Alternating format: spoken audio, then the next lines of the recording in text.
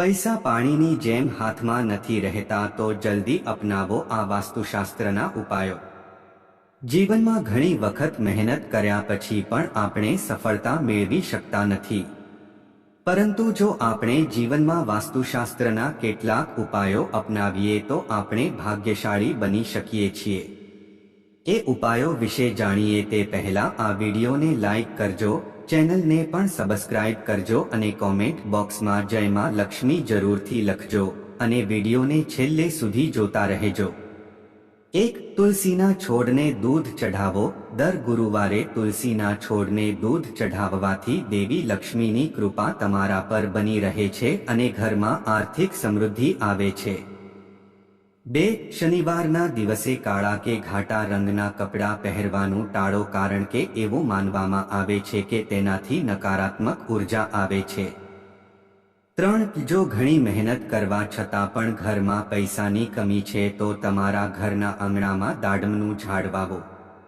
આ તમને ધન ધાન્યથી પરિપૂર્ણ કરે છે. 4. જમતી વખતે ઉત્તર તરફ મોઢું રાખો. જ્યારે પણ તમે જમવા બેસો ત્યારે ધ્યાન રાખો કે તમે ઉત્તર તરફ મુખ કરીને બેઠા હો. તેનાથી ધનની સાથે સાથે આયુષ્ય પણ વધે છે. 5. તમારા કાનમાં સોનાની બુટ્ટી અથવા કુંડળ પહેરો. 6. કમળના ફૂલની પૂજા કરો. માતા લક્ષ્મીની પૂજા કરો અને તેમને કમળનું ફૂલ ચઢાવો. પછી આ કમળની પૂજા કરો અને તેમને કમળનું ફૂલ અર્પણ કરો. પછી જો તમે આ કમળના ફૂલને લાલ કપડામાં લપેટીને તમારી તિજોરીમાં રાખો તો ફાયદો થશે. 7. શનિવારે વહેતી નદીના પાણીમાં સૂકું શ્રીફળ પધરાવવાથી લાભ થાય છે. 8. જો તમારા લગ્નજીવનમાં બાધાઓ આવી રહી છે તો આ સમસ્યામાંથી મુક્તિ મેળવવા માટે સોમવારે ભગવાન શિવને દૂધ, જળ અને બેલપત્ર ચઢાવો. આનાથી તમારા લગ્ન જલ્દી થઈ શકે છે. 9. જો તમે તમારા કામમાં સતત નિષ્ફળતાનો સામનો કરી રહ્યા છો તો કોઈ પણ મહત્વપૂર્ણ કામ માટે જતા પહેલા ઘરની બહાર નીકળતા પહેલા થોડો ગોળ ખાવો જોઈએ. 10. નકારાત્મક ઉર્જાથી બચવા અને તમારા ઘરમાં સકારાત્મક ઉર્જા લાવવા માટે મુખ્ય પ્રવેશદ્વાર પર એક નાનો અરીસો મૂકો. 11. તમને જણાવી દઈએ કે આર્થિક સમસ્યાઓને દૂર કરવા માટે તમે તમારા પાકીટ અથવા પર્સમાં હળદરનો અથવા પીળા કપડાનો નાનો ટુકડો પણ રાખી શકો છો. 12. અક્ષત રાખો. પાસે દેવી લક્ષ્મીને ચઢાવેલા અક્ષતને, ચોખાને કાગળના નાના ટુકડામાં બાંધીને તમારા પર્સમાં રાખો. આ રીતે તમને ક્યારેય પૈસાની કમી નહીં થાય. 13. મેંદાના લોટમાંથી 5 રોટલી બનાવો અને 3 જરૂરિયાતમંદ લોકોને ખવડાવો. 14. વહેલી સવારે સૂર્યદેવને જળ અર્પિત કરવાથી તમારી આર્થિક સ્થિતિમાં પણ સુધારો થઈ શકે છે. સૂર્ય ભગવાનને સફળતાનું પ્રતીક માનવામાં આવે છે અને જો તમે દરરોજ નિયમિત રીતે જળ ચઢાવો તો તે તમને આર્થિક સ્થિરતા અને સફળતા પ્રાપ્ત કરવામાં મદદ કરી શકે છે. 15. વહેતી નદીના પાણીમાં 400 ગ્રામ ધાણા પધરાવવાથી લાભ થાય છે. 16. પીપળાના ઝાડના મૂળમાં પંચમુખી દીવો કરવો. સાંજે પીપળાના ઝાડના મૂળમાં પંચમુખી દીવો પ્રગટાવવો જોઈએ. ધન વધારવા માટે આવું કરવું ખૂબ જ શુભ માનવામાં આવે છે. 17. તમારા ઘરમાં પૂર્વ દિશા તરફ મુખ કરીને ભગવાન ગણેશની મૂર્તિની પૂજા કરો. 18. કેસર અને ચંદનને પીસીને તેની સાથે સફેદ કપડું રંગી લો અને તેને તમારી તિજોરીમાં રાખો અથવા જ્યાં તમે તમારા પૈસા રાખો છો ત્યાં રાખો.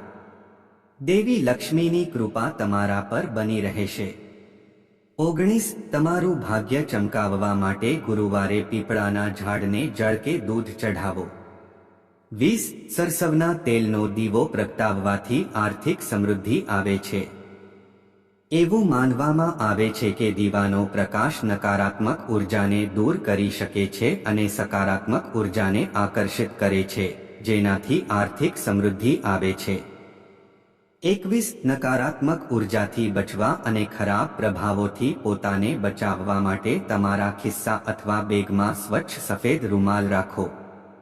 22 ઘરમાંથી નકારાત્મક ઉર્જા દૂર કરવા માટે સૂતી વખતે તમારા બિસ્તર પાસે પાણીથી ભરેલું પિત્તળનું વાસણ રાખો. 23 સ્વચ્છ અને ગંદકી મુક્ત વાતાવરણમાં કામ કરવાથી સકારાત્મક ઉર્જા મળે છે. આનાથી ભાગ્ય પણ ચમકે છે. તેથી હકારાત્મક વાતાવરણ બનાવવા માટે તમારા ઘર અને કાર્યસ્થળને સ્વચ્છ અને વ્યવસ્થિત રાખો, જેથી તમારા પર દેવી લક્ષ્મીની કૃપા બની રહે અને ઘરમાં ધનનું આગમન થાય. 24 પૈસાની અછતને દૂર કરવા માટે તમારા પાકીટ કે પર્સમાં ચાંદીનો સિક્કો રાખો. 25 કેળાના ઝાડને જળ અર્પણ કરો. માત્ર ગુરુવારે જ નહીં પરંતુ દરરોજ કેળાના ઝાડને જળ અર્પણ કરો અને ઘીનો દીવો કરો. આમ કરવાથી દેવી લક્ષ્મીની કૃપા તમારા પર બની રહેશે. 26 મહિનાના પહેલા બુધવારે કાચી હળદરની ગાંઠ બાંધીને રાત્રે ભગવાન કૃષ્ણને અર્પણ કરો. બીજા દિવસે તેને પીળા દોરામાં બાંધો અને તેને તમારા જમણા હાથ પર બાંધો.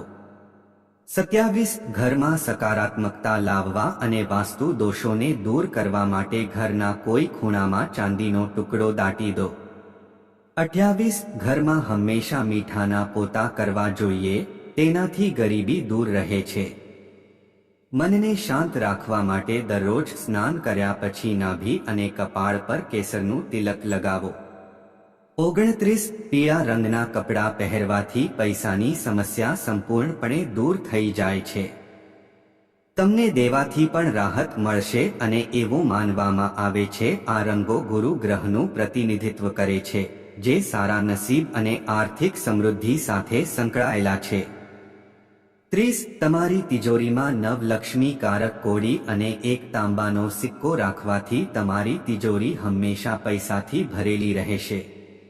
31 સવારે અને સાંજે કપૂર સળગાવીને તમારા ઘરમાં ખુશનુમા વાતાવરણ બનાવો અને હવાને સુગંધથી ભરી દો.